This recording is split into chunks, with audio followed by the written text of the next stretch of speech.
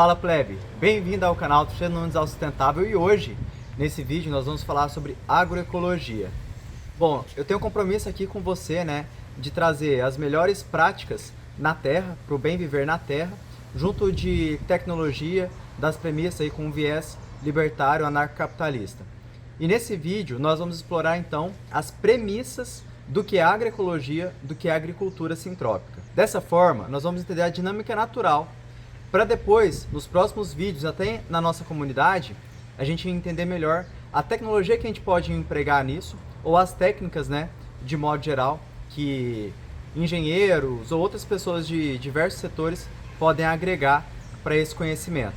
Na intenção de levar uma vida mais autossustentável, fora do sistema, autossuficiente, com o propósito de parar de financiar esse sistema maluco, que nós vivemos.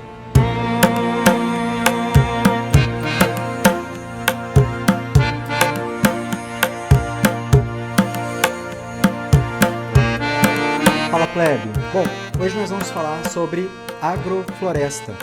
O melhor termo seria agricultura sintrópica. Eu vou te explicar os principais princípios desse método de agricultura e a gente vai entender primeiro esses princípios, depois nós vamos entender como aplicar esses princípios para uma lógica de geração agrícola, para uma lógica agrícola, melhor dizendo, e enfim, nós vamos abordar muitos assuntos desse universo, porém, como eu gosto sempre de frisar, esse vídeo ele não tem pretensão de esgotar o tema. Na verdade, esse tema é um tema que a gente vai discorrer muito aqui no canal, E talvez no momento que você esteja assistindo esse vídeo, você já tenha visto como a gente explora esse tema da agricultura sintrópica, da agrofloresta. Bom, quando a gente começa a falar de agrofloresta, não tem como a gente não falar de Anna Primavesi e Ernest Gut. Anna Primavesi foi uma brasileira, pesquisadora, engenheira agrônoma ambiental, agora não me lembro bem. Ela cunhou a tese do solo vivo. Então, para a agrofloresta ou agricultura sintrópica, o trabalho da Anna Primavesi explicando a questão do solo vivo é muito importante. E com relação ao Ernest, ele é o responsável por cunhar esse termo agricultura sintrópica. Por que agricultura sintrópica? Entropia é aquele processo de perda de energia a cada alteração do formato da energia. Então, imagina a energia, por exemplo, hidráulica tornando-se energia elétrica e, posteriormente, a gente utilizando essa energia elétrica como energia luminosa das nossas casas. Então, quando ela passa ali a água pela turbina, ali já tem uma perda energética, depois o transporte tem uma perda energética e assim por diante. Então, a cada transformação, esse processo a gente chama ele de entropia, que é um processo aí de perda de energia conforme o processo. Já o processo sintrópico é um processo que você ganha energia conforme ele vai acontecendo. Então, você vai somando energias. Para resumir e para apresentar bem o que é agroecologia ou agricultura sintrópica, eu gosto sempre de trazer essa forma de pensamento. A gente entende, e se você entende que a natureza é a coisa mais inteligente que existe, perfeita ou mais próxima da perfeição, a gente precisa então entender a dinâmica da natureza para entrar na dinâmica da natureza como um facilitador, como alguém que vai adiantar os processos, ou facilitar os processos, ao invés de fazer a natureza fazer o que a gente deseja que ela faça, entendeu? Então, é por aí o princípio da agroecologia. Resumindo, em pouquíssimas palavras, é isso, mas a gente vai ver aqui melhor como isso funciona. O Ernest está vivo, ele é uma pessoa muito respeitada nesse campo e realmente ele merece todo esse respeito. Ele é o grande responsável, eu diria, por cativar talvez gerações de pessoas aí a buscarem suas vidas na agrofloresta, na agricultura sintrópica. Realmente, cada entrevista que você vê dele é uma entrevista que nos traz uma inspiração diferente. Bom, esse vídeo também, ele é inspirado, na verdade, eu usei como suporte principalmente esse livro, que é a Agrofloresta, Aprenda a Produzir com a Natureza, do Walter e da Fabiane, e também com ilustrações aí da Cláudia, tá certo? Perfeito, pessoal. Então, a primeira coisa que a gente precisa entender é a questão da fotossíntese, né? Como que acontece a fotossíntese? E qual que é a importância disso? Bom, as plantas são um dos poucos seres vivos, eu diria, que produz o próprio alimento e produz através da fotossíntese. A fotossíntese é a transformação, principalmente da luz do sol, em energia química. Outros fatores vão ser fundamentais também, como eu vou mostrar aqui, mas basicamente, né, o Sol é o grande motor aí do planeta Terra, né, vamos dizer. Bom, então, primeiro a gente tem esse elemento da energia solar. Depois, nós temos o elemento, principalmente quando a planta está crescendo, da entrada ali, ou da absorção, né, da captura, como é muito dito nesse meio, do gás carbônico, né, do carbono. As raízes também vão ter um papel fundamental nisso, porque elas vão captar águas e nutrientes e vão levar essas águas e nutrientes em forma de seiva bruta para as folhas, né? Esse processo vai ter como resultado o gás oxigênio, né, o CO2, e então ali nas plantas vai acontecer essa reação química, vamos dizer assim, que é a geração da glicose, que é o resultado da fotossíntese. A glicose, ela então vai sair das plantas e vai voltar para a raiz. Na raiz, essa glicose vai ser trocada com bactérias que vão estar aqui nos cisossomas, e essas bactérias vão absorver essa glicose, porque a planta não consegue apenas crescer com glicose, que é açúcar e também é energia, e essas bactérias vão devolver para a raiz outros nutrientes, como hidrogênio, enfim, e por aí vai. Então, o processo de fotossíntese é esse. A função da planta é produzir fotossíntese. E a partir da produção de fotossíntese, gerar frutos, enfim, atender ali vamos dizer assim, para o que ela realmente existe, foi criada. Porém, para ela poder fazer isso, primeiro ela precisa fazer a fotossíntese, que é o mínimo ali para ela se manter viva, né? Para ela se alimentar. E aí, a partir disso, ela vai trazer o fruto dela para a gente, dentre aí a função dela, além da função ecológica, né? Vamos dizer assim, o produto dela, né? Bom, a partir dessa dinâmica, então, da fotossíntese, a gente começa a ver que nas florestas existem florestas tropicais, por exemplo, existe muita disponibilidade de água e luz do sol. As plantas, então, elas conseguem crescer muito.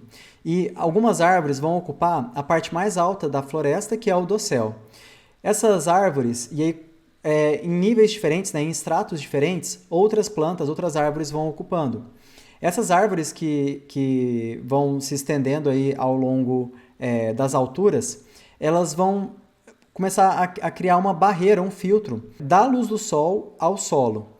Então, numa floresta madura, a gente consegue observar, segundo a pesquisa, que 1% da luz solar ela atinge diretamente o solo.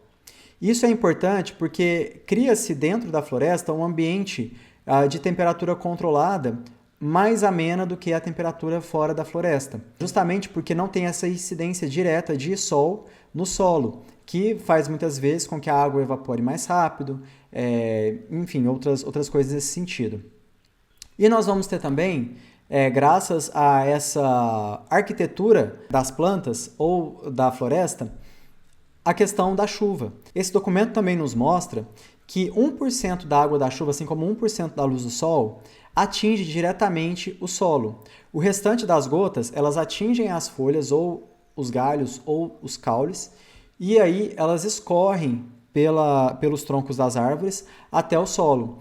Isso é importante porque, como existe essa barreira, esse filtro, esse escudo contra o impacto direto da água, da chuva, isso faz com que não aconteçam lixiviações ou que, enfim, mantém protegido a vida que está ali embaixo da floresta, que muitas vezes vai ser uma vida mais sensível, né? Justamente elas conseguem existir essa vida mais sensível, vamos dizer assim, dos insetos e, enfim, ou bactérias, fungos e tudo mais, justamente por essa proteção da luz do sol direta e também da chuva direta, por causa dessa arquitetura da biologia, vamos dizer assim, da natureza, né? Bom, falar de agricultura sintrópica é entender primeiro, além disso tudo que eu falei como que o sistema ele acontece dentro da planta, né? E depois como que, por exemplo, a planta captura a fotossíntese, ela faz a fotossíntese, né? Captura a luz do sol, a reação química, papapá. E aí, então, isso já é um sistema, a gente explicou um sistema, tá? E aí outras plantas fazendo esse mesmo processo, cada uma ali vai estar fazendo esse processo pelo seu próprio sistema. Elas começam a construir um sistema muito maior, que permite que outras vidas existam, seja de insetos, seja de animais, ou sejam de outras plantas que precisam, por exemplo, de sombra. A samambaia é uma planta que a gente encontra na natureza e é uma planta que depende de sombra, ou seja, ela depende que uma outra planta faça sombra para ela. Ou existem plantas também que vão depender da captura de gases da atmosfera e da injeção desses gases através das raízes no solo para elas poderem absorver esses nutrientes, né, para poderem se desenvolver. Nós vamos ver um exemplo disso também. Então, são sistemas dentro de sistemas. A gente consegue ver aqui, então, que de forma muito acertada, a ilustradora colocou vários redemoinhos, né, eu acho que explicando aqui os ciclos. E aí ela vai mostrando, né, que primeiro vai ter o nicho ecológico, que vai levar para a combinação de condições ecológicas, a pressão de seleção e encaminhando para a biodiversidade. Então, bom, nós temos aqui vários sistemas, né, como eu falei, é interessante como aqui a gente consegue lembrar da questão dos elementos e da interação entre esses elementos, conforme a gente aprendeu ali no vídeo da permacultura. Existe um vídeo que explica sobre permacultura aqui no canal, se você não viu, veja que você vai entender aqui como que uma coisa é similar à outra, ou seja, a gente está reproduzindo a forma como a natureza trabalha. Então a gente tem aqui energia e matéria, né? E esses elementos eles vão trocando energia e matéria entre eles, e aí a gente vai tendo aí o fortalecimento dessa cadeia. Na agricultura sintrópica, o homem ele entra como um agente que se alimenta, né, ou consome desse sistema, e ele entra também com o trabalho dele manejando o sistema para acelerar esses processos que a natureza naturalmente vai fazer. Nós vamos entender isso mais para frente. Então, de um nicho principal, a gente vai tendo outros nichos, e aí esses nichos eles vão funcionando como consórcios. E eventualmente vão aparecendo plantas que elas vão possibilitando uma mudança de um nicho para o outro, talvez de um nicho menos complexo para um nicho mais complexo que consiga agregar uma biodiversidade maior. Nesse TCC, nesse livro, na verdade, ela traz um exemplo de uma árvore ali da floresta de uma floresta do Paraná, entre o Paraná e o estado de São Paulo. Eu me esqueci exatamente. Bom, ela traz um exemplo de uma planta que cresce durante 20 ou 30 anos, uma árvore, que joga muitas sementes no solo, então que protege o solo durante um tempo razoável, um médio tempo, né, vamos dizer assim, para uma árvore. Tem árvore que dura muito, muito mais anos, talvez até um curto tempo para a gente falar de árvore, mas que depois disso permite ali que outras espécies mais complexas, né, outras interações possam acontecer a partir da substituição dela. Bom, existem pesquisas que comprovam que boa parte da floresta, ou em torno de 25% a 23% da floresta, é composta por clareiras. E o que são clareiras? Clareiras são espaços formados a partir da queda de árvores. Então, quando a árvore cai, ela vai levar junto com ela outras árvores, outras matérias orgânicas ali, né? E isso vai fazer abrir um espaço de luz num lugar que antes não chegava essa luz, justamente porque o dossel dessas árvores ocupava esse espaço, né, para absorver a luz solar. Isso faz com que essa parte seja muito mais produtiva com relação às outras partes da floresta.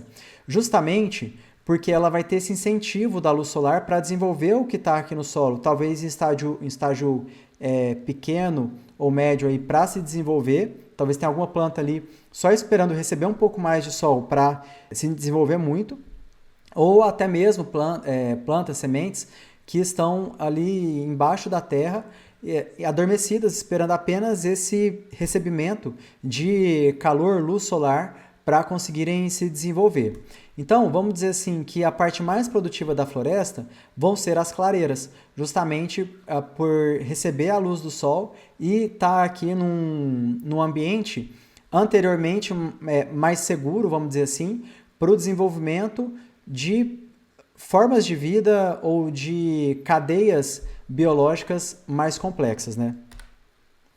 Bom, então a gente vai entender aqui essa questão da estratificação das plantas. Tem planta que é forrageira, tem planta de extrato baixo, médio, alto e emergente, que é como a gente vai chamar essas plantas que vão ocupar o topo mesmo do dossel, né, da floresta. E aí, cada uma, por exemplo, as plantas de extrato baixo, normalmente vão ser plantas que elas suportam meia sombra ou que elas possam... Existe planta de extrato médio também que necessita de muito sol para produzir mais, mas enfim. Então, existem plantas que ocupam diferentes andares, né, da floresta, e é importante a gente entender isso até para quando a gente desejar utilizar esse mecanismo que a natureza já usa para incrementar um sistema agrícola que a gente possa, então, dar o que a planta precisa, né, na questão de ambiente, na questão de estratificação, para também receber o que a gente deseja receber dela. Bom, tudo tem seu ciclo, né? A planta ela vai ter o ciclo dela de crescimento, né? Depois de ápice, que é onde ela vai estar ali no auge da entrega dela, e posteriormente ela vai ter a senescência. A senescência é o período onde ela vai começar a produzir menos, onde ela vai ter menos energia, que ela vai começar a encaminhar ali para o final da vida dela. Na agrofloresta, com o processo de poda, são duas coisas importantes. Primeiro, a agrofloresta, a gente faz muita poda, como a gente vai ver aqui, mas tanto eu faço muita poda para manter o máximo de tempo que eu puder, ou o tempo todo, um estado de clareira na floresta, para ter o maior rendimento possível naquele ambiente, né? Quanto para devolver para o solo a informação de produtividade, de força, né? Porque se ela está entrando em senescência, eu já posso dar espaço para uma outra planta que está vindo atrás, que vai ocupar esse espaço que essa planta atualmente ocupava. Por exemplo, a gente vai ter uma divisão quando, na implementação da agrofloresta, a gente normalmente chama essa implementação de placenta. Alguns livros vão trazer placenta 1, placenta 2, mas normalmente placenta. Depois a gente vai ter a etapa secundária até atingir o clímax do meu sistema. Da mesma forma que na permacultura nós construímos um sistema, na agricultura sintrópica a gente também está construindo o sistema. Então, as primeiras plantas, elas vão ter, da placenta, elas vão ter um ciclo, né, bem mais curto. Então ela vai vir, vai dar o máximo dela, depois já vai começar a sair do sistema. Algumas plantas que eu vou colher lá no clímax, por exemplo, mogno africano, é uma planta de ciclo longo, tem plantas de ciclo mais longo, mas quer dizer, eu preciso que ela se desenvolva completamente para depois poder colher ela. Então essas plantas eu vou plantar aqui no começo, porém eu vou ter ali o resultado dela só lá para frente. O eucalipto, por exemplo, ele vai ter um super papel no meu sistema, normalmente tem, e eu não vou colher ele nesse estágio inicial, mas eu vou aproveitar a matéria orgânica dele para entregar para o solo essa informação, tanto para eu proteger o solo, mas também a informação que aquele eucalipto absorveu, né? No caso aí, a energia que ele absorveu do solo, os nutrientes que ele possui, eu vou entregar aquilo de volta para a terra, adiantando o processo que seria quando uma árvore caísse. Por exemplo, quando uma árvore cai, criando a clareira, ela vai devolver para o solo muitas vezes carbono e outros elementos também, mas principalmente carbono. Normalmente a matéria mais seca, a matéria marrom, vamos dizer assim, ela é rica em carbono, e a matéria verde, a matéria nova, vamos dizer assim, ela é rica em hidrogênio, se eu não me engano. Hidrogênio ou nitrogênio, agora eu estou na dúvida, mas se eu não me engano é hidrogênio. Mas enfim, é até uma forma interessante da gente entender como que talvez eu possa corrigir meu solo justamente com as plantas, né? Ao invés de trazer elementos externos à minha área e conseguir ali fazer a correção dessa maneira biológica. Então, em cada etapa da floresta, a gente vai ter aqui o desenvolvimento no tempo e vai ter também o desenvolvimento no espaço. Eu vou ter, né, esse extrato emergente aparecendo cada vez mais, né? E saindo aqui, então, essas plantas mais rasteiras. Existem várias formas de você implementar isso daqui. A agrofloresta não é um conceito fechado. O que é um conceito fechado na agrofloresta é você observar a natureza, entender como a natureza faz, para você poder reproduzir aquilo de uma forma até mais... que dê mais força para ela mesma, que seja mais produtiva ou que seja mais rápida, enfim. Mas a gente não tem um modelo, é assim que faz a agrofloresta ou é assado. Não, a gente tem princípios que nos guiam. Então é interessante a gente notar que o sistema agroecológico ele vai se desenvolver no tempo, ele vai se desenvolver no espaço. Existem também materiais que falam para a gente criar andares no sentido de uma árvore, o dossel dela está aqui, a outra, o dossel dela está aqui, a outra, o dossel dela está lá no topo, fazendo meio que umas diagonais assim. Por que isso? Para quando o vento vier, ele criar tipo uns atritos, né? Então, criar uma zona de turbulência ali na sua agrofloresta. Isso pode ser importante para gerar chuva, né? Para concentrar mais chuva ali na sua agrofloresta, porque você vai estar gerando aquela turbulência lá. É por isso também que muitas vezes a gente consegue observar, às vezes quem está na fazenda, mais chuva na cidade do que na zona rural. Porque muitas vezes a zona rural ela está toda ali no mesmo patamar, na mesma altura, enquanto a cidade ela tem várias barreiras diferentes. Então, ela consegue, através dessa questão do vento, aí, gerar, nesses casos, né, que eu estou dando esse exemplo, a chuva. Bom, a agrofloresta vai trabalhar com consórcios. Aqui eu vou te trazer um exemplo de consórcio para a gente entender um pouco dessa dinâmica, tá? A gente tem o consórcio Milpa. Esse consórcio Milpa, ele é um consórcio aí de mais de 5.000 anos. Ele já era uma agricultura, um consórcio executado pelos povos pré-colombianos aqui nas Américas, até o Chile, inclusive. Então, ele é a união de 3 alimentos, que é o milho, o feijão e a abóbora. Milho é uma gramínea, o feijão é uma leguminosa. E como que funciona esse consórcio?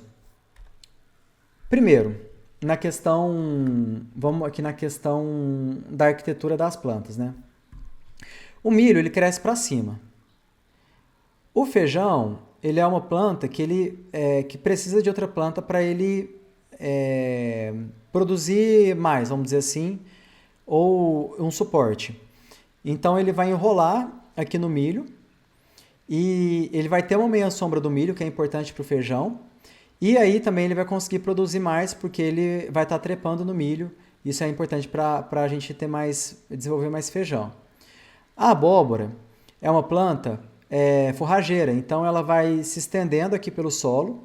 E aí as plantas da abóbora, as folhas da abóbora, elas vão tampando o solo. Então, ela tem uma arquitetura aqui que vai proteger o solo da chuva direta ou do sol excessivo. Ela vai ter essas hastes do milho que vão propiciar um ambiente ideal ali para o feijão se desenvolver. O feijão é uma planta que captura nitrogênio da atmosfera e joga esse nitrogênio para a raiz. As raízes delas também são muito diferentes, elas não são raízes que brigam por espaço, então elas também se complementam nisso. O milho, ele necessita de muito nitrogênio para se desenvolver. Então, ele vai aproveitar esse nitrogênio capturado pelo feijão e vai usar aqui no desenvolvimento dele. Percebe então que é um consórcio que uma planta, seja pela arquitetura dela, seja pelo processo de fotossíntese dela, seja, enfim, essas plantas elas se complementam. Então elas criam um ambiente mais forte para lidar com pragas, por exemplo, né? Além disso, a gente consegue entender, ver na verdade, comprovar, né, que essas plantas elas também são complementares no prato. Então, por exemplo, o milho é muito rico em carboidratos, o feijão em proteínas e a abóbora em vitaminas, né? Que é muito interessante porque a gente tem também aqui um prato muito nutritivo, né? E quem sabe de alguma forma os nossos antepassados já sabiam disso, já tinham percebido isso. Essa questão também de olhar para trás com um olhar de buscar entender é importante porque a humanidade já passou por várias coisas, e existem muitas coisas valiosas, como a gente consegue perceber através do estudo da permacultura e aqui também através do estudo da agroecologia, que nós podemos usar hoje até para ter um estilo de vida autossustentável de uma maneira mais prática, mais fácil, né? Uma outra coisa que eu queria chamar a atenção para você com esse exemplo aqui que eu estou te dando é que eu fiz questão de colocar várias variedades de milho, de feijão e de abóbora. Isso é uma coisa que a gente perde muito na cidade, né?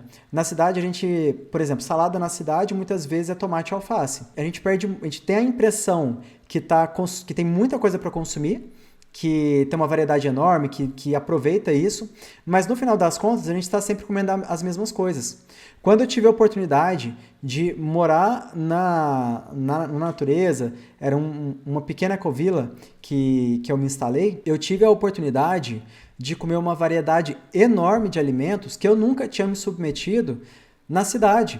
E eu tive a oportunidade, então, de experimentar muitos sabores, cores, texturas, aromas diferentes que eu não sabia que eu teria tanta qualidade de vida e tanto prazer ali no comer, no fazer também, se eu não tivesse me dado aí essa oportunidade. Então existe feijão de tudo que é tipo, abóbora, milho e de várias plantas também e frutas que a gente não conhece e que se a gente se der essa oportunidade, talvez a gente possa se apaixonar. Eu me apaixonei, eu particularmente me apaixonei muito. Bom, pessoal, aqui eu quero te dar um outro exemplo de uma forma agroecológica ou sintrópica de lidar com problemas também, tá? Por exemplo, muitas vezes o pé de laranja ele atrai pulgão, né? O pulgão é um problema aí para pé de laranjas, né? E uma forma da gente entender como corrigir isso poderia ser através do fungicida e tudo mais. Mas a gente, na lógica da agrofloresta, vai buscar entender qual inseto que consome esse pulgão, que na cadeia alimentar vai ter esse pulgão aí. E a gente sabe que a joaninha é um inseto que come pulgão. E qual que é a forma de eu trazer joaninha para os meus pés de laranja, por exemplo? Seria plantando alface. Alface, ele atrai joaninha. Então, se eu plantar alface, vamos supor, um pé de feijão, eu vou atrair joaninha para comer o pulgão. Então, é uma forma aí, muitas vezes a gente não consegue nem comer laranja do pé por conta de pesticida, né? É uma forma da gente entender aí a dinâmica da natureza e dar uma solução agroflorestal para o consumo ou a produção de uma planta, de uma fruta que eu desejo. Esse é um exemplo clássico da agrofloresta. Um outro exemplo também é o eucalipto. Aqui eu estou dando um outro exemplo de consórcio, tá? Mas vamos pegar aqui pelo eucalipto primeiro. O eucalipto, a gente entende que é uma planta que resseca o solo, porque quando a gente planta o eucalipto em monocultura, vamos lá, o eucalipto ele tem uma raiz que vai ser tão profunda quanto sua altura. Isso é interessante porque o eucalipto consegue muitas vezes captar água até do lençol freático, do subsolo. E é uma madeira de lei, vamos dizer assim, que cresce rápido, né? Então ela pode gerar muita matéria orgânica. Só que como a gente planta o eucalipto em florestas, dessa forma, florestas de eucalipto, ele fica muito exposto ao vento nessa floresta, porque ali embaixo vai ter só essas colunas assim da madeira e aí o vento vai, enfim, voar ali dentro. Isso faz com que o solo fique muito seco. E como já é uma planta que absorve bastante água, todas essas plantas aí juntas, ele vai, enfim, absorver cada vez mais água, fazendo o solo ficar seco. Não é que o eucalipto faz o solo ficar seco? É que plantar eucalipto em monocultura faz o solo ficar seco pela própria engenharia ou arquitetura da planta. Se eu plantar o eucalipto em consórcio, eu consigo, num consórcio agroflorestal, usar o eucalipto como se ele fosse uma bomba d'água, puxando a água do meu subsolo para a minha plantação. Por exemplo, se num espaçamento que eu tiver o eucalipto, aqui eu coloquei o exemplo do mamoeiro, e também tiver o pé de banana é uma planta que vai reter muita água. Então eu posso, nesse exemplo aqui, usar o eucalipto como uma bomba d'água e o pé de banana como uma caixa d'água, fazendo assim ter uma estabilidade ali para a produção do meu mamoeiro e para a produção das duas também, com o meu solo saudável. Na agrofloresta, então, nós vamos ter sempre esse desenho de linhas de plantio. Aqui, por exemplo, é um exemplo de consórcio de bananeira com café. O café é uma planta de extrato médio, médio ou baixo, não me lembro bem. Se eu não me engano, é extrato médio. Mas é uma planta de meia sombra. Então, eu posso ter uma planta de extrato emergente, que é a planta que aguenta o sol direto, fazendo sombra para o café, que vai ser bom para o café e vai ser bom para produzir uma outra variedade. É interessante também, porque que ao invés de eu ficar refém de só uma colheita, eu vou ter safras diferentes, né? Porque essas plantas elas vão ter ciclos diferentes muitas vezes. Então, eu posso, por exemplo, em um mês estar colhendo café, no outro mês estar colhendo banana, no outro mês estar colhendo mamão e assim por diante. Isso é interessante por esse ponto, né? Que você não fica... Porque imagina, você tem uma plantação de uma coisa só. Se der alguma coisa errada, deu tudo errado. Às vezes nem aquilo não se paga, né? E não vai pagar suas despesas também. Então aqui a gente tem a possibilidade de ter sempre alguma coisa para trocar, para vender, entendeu? Bom, é muito comum então a gente ver esses mapas, né? Aqui ele colocou, por exemplo, a manga palmer nesse espaçamento, né? Bem longe uma da outra, porque realmente é uma planta que vai exigir mais espaço, né? E entre essas fileiras, que são a nossa roça, vamos dizer assim, a gente planta aqui, por exemplo, ele colocou capim brisanta. Aqui ele colocou capim brisanta. Então esse capim ele vai servir para eu cortar ele, né? E usar ele para cobrir o solo. Bom, por que cobrir o solo? Lembra que a gente viu no começo como que é a dinâmica da natureza com relação a impedir que a água bata direto no solo e também que a luz do sol bata direto? Então, na agroecologia, a gente cobre o solo. A gente entende que quando o solo está exposto, é como se fosse uma ferida aberta. Imagina que, por exemplo, o seu corpo ele tem uma dificuldade ali com o sol muito maior quando o sol está batendo direto na sua pele do que no seu cabelo.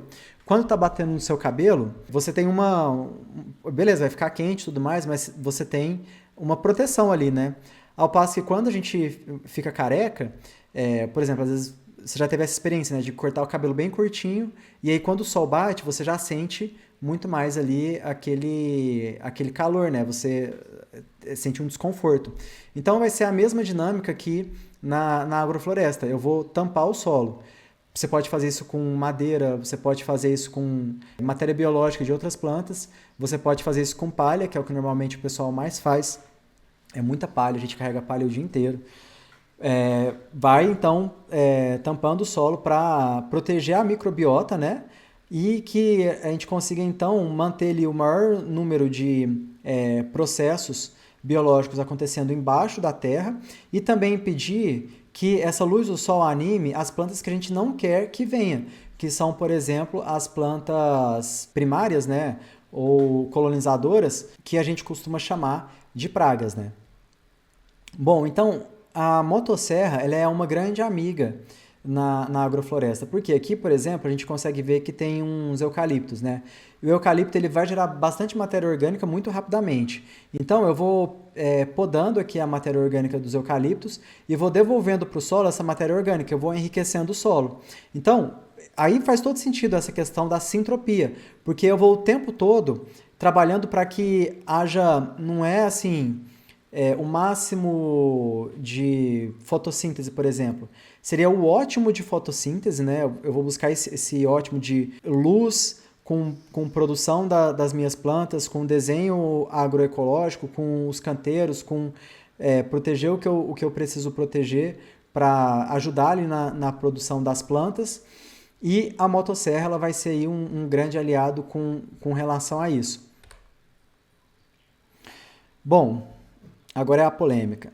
Pessoal, primeiro, a monocultura, ela é de fato, e aí existem pontos de vista diferentes e tal, mas ela é de fato o que sustenta a nossa sociedade do ponto de vista alimentar.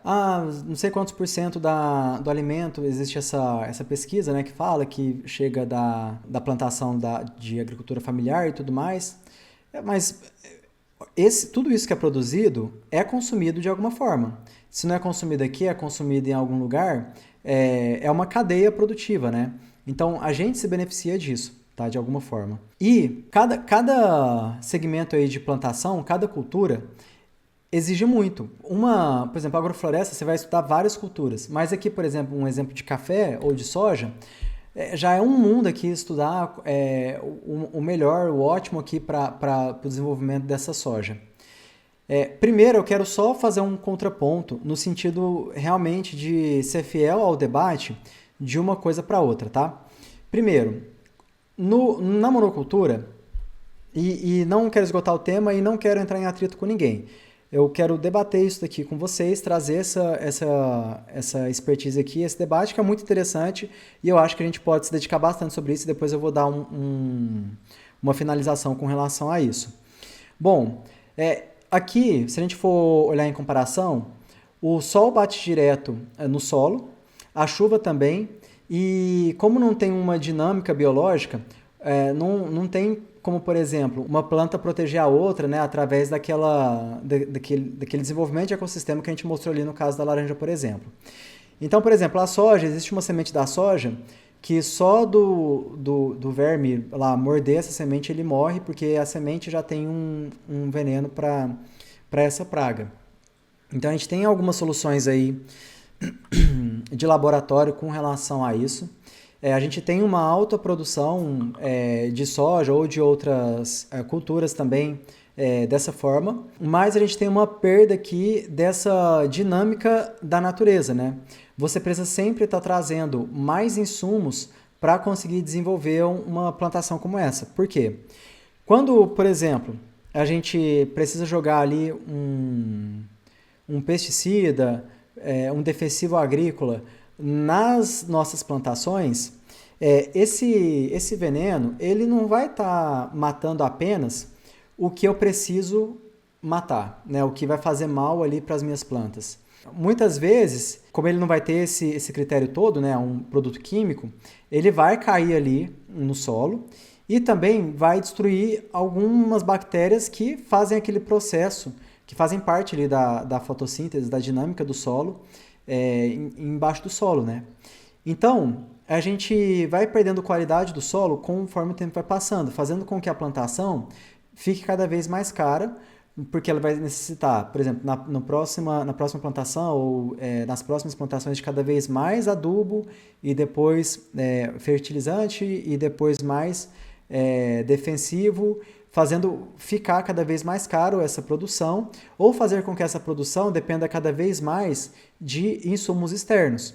Então aí a gente já consegue, do ponto de vista de vida off-grid, a gente consegue fazer um contraponto interessante para entender por que a agroecologia ou a agricultura sintrópica pode ser mais interessante para um estilo de vida off-grid do que uma monocultura. Porque a monocultura você vai estar sempre dependendo de trazer insumos de fora, por conta dessa dinâmica, ao passo que na agroecologia a tendência é que cada vez mais você se baste, que você precise de insumos de fora, muitas vezes. Você pode fazer assim também, mas vai ser mais lento.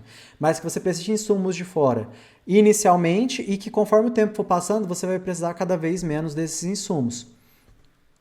Então, nós vamos ver aqui algumas diferenças, né, na imagem com relação a cada forma de plantio, né? Na monocultura, a gente vai ter a parte aqui do solo exposto, vai ter a parte que vai estar coberta e tudo mais. Na agrofloresta, a gente já tem uma dinâmica aqui mais parecida com a da floresta, não é a da floresta ainda. Então, quer dizer, a agricultura sintrópica, ela está entre a monocultura e a agrofloresta, até porque ela vai ter como resultado produzir floresta, mas ela tem como objetivo também produzir para o mercado, produzir para consumo, produzir para a população, para a gente extrair essa produção mesmo e ganhar vida, né? Então existe essas diferenças, existe essa dinâmica, né? Muitas pessoas falam apenas da agricultura orgânica ou de agrofloresta como se tudo devesse mudar para esse formato do dia para a noite, né? Eu sou fã da agrofloresta e desejo me dedicar também integralmente à agrofloresta. Aqui nesse canal eu quero muito falar de formas da gente conseguir manter um estilo de vida off-grid, fora do sistema, estar a parte do sistema aí, que realmente ou nos corrompe ou nos faz manter um estilo de vida que corrompa as outras pessoas e que também nos mantém aí num estado de escravidão. Mas a gente precisa trazer alguns alertas com relação a isso. Primeiro, gente, nenhuma mudança, ainda mais uma mudança tão drástica na sociedade, pode ser imposta. Isso precisa ser uma coisa voluntária. Até porque existe muita gente plantando agrofloresta e não conseguindo viver de agrofloresta. Tem muita gente plantando agricultura sintrópica e não conseguindo tirar o sustento de agricultura sintrópica. Por quê? A agricultura sintrópica não tem mecanização. Então, você precisa de gente. Pô, não tem como, ao passo que, vamos imaginar a plantação de soja, você vai passar um maquinário ali que vai colher não sei quantos quilômetros de soja. Não tem como você fazer isso com árvore no meio, plantas que estão crescendo em fases diferentes. Enfim, imagina, por exemplo, você tem uma berinjela crescendo e tem um pé de banana e tem árvore. Como que você vai fazer colheita só de berinjela num canteiro como esse? Com alface, com folha no chão, como que você vai fazer? Então, exige muito material humano. Isso é uma coisa que atrapalha muito a agroecologia. Por exemplo, às vezes as pessoas falam, proíbam os defensivos agrícolas ou os agrotóxicos.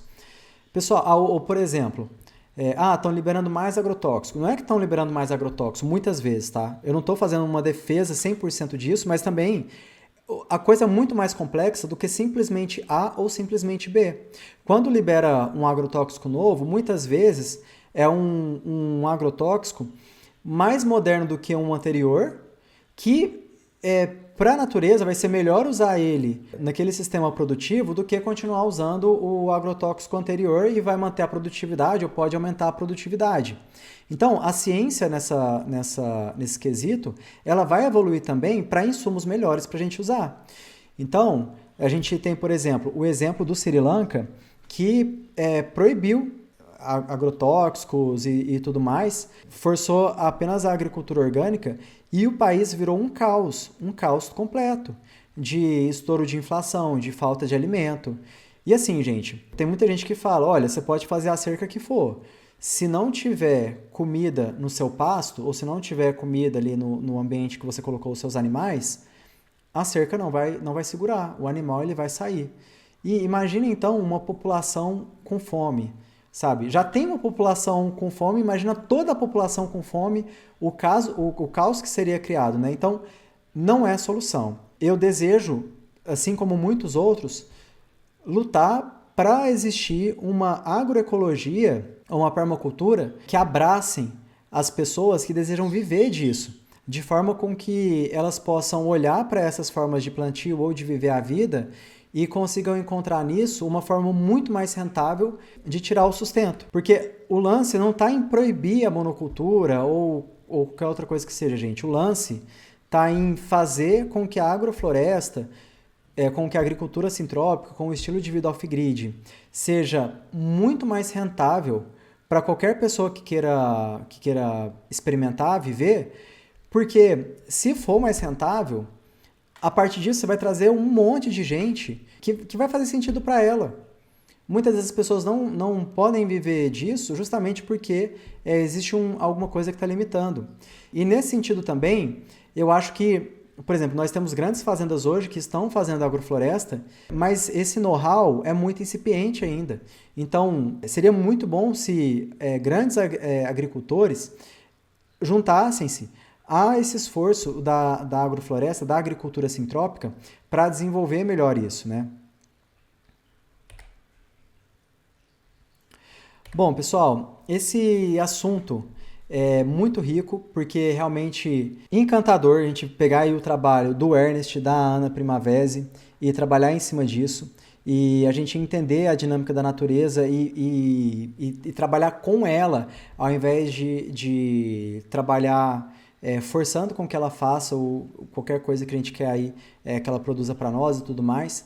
Então eu acho que realmente é um campo de estudo muito fértil, que pode ser muito bom. Por exemplo, uma outra coisa que eu gostaria de falar e que eu não falei, é que você pode, por exemplo, começar um canteiro de agrofloresta colocando hortaliças, fazer o pagamento da própria implementação do canteiro com a venda de hortaliças, plantar nesse mesmo momento madeira e frutífera. Com o tempo vai começar a vir frutífera, fruta é mais rentável do que hortaliça, você com o tempo vai ter uma renda melhor ali a partir das frutas, e plantando madeira de lei com um espaçamento ali adequado, com 30, 40 anos, você pode ter a sua aposentadoria com madeira, né? uma previdência verde aí.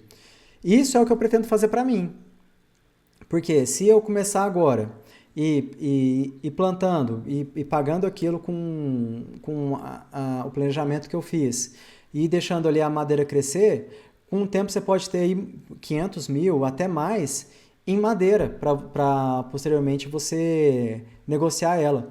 Nesse período, você pega aí um lugar degradado.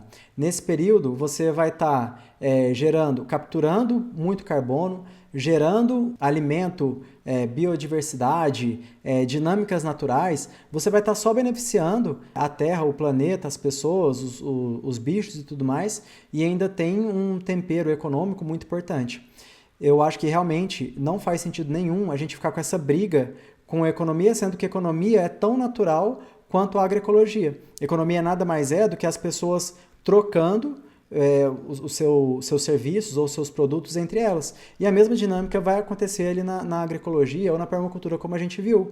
São elementos que eles trocam ali, eles têm fluxos entre eles. E quanto mais fluxo acontece, mais rico fica o sistema. Então, são sistemas dentro de sistemas que acontecem em níveis diferentes, em campos diferentes, mas que eles são naturais, né? A economia é natural, ela acontece. Se você tirar o dinheiro, as pessoas vão continuar trocando entre elas, então é natural.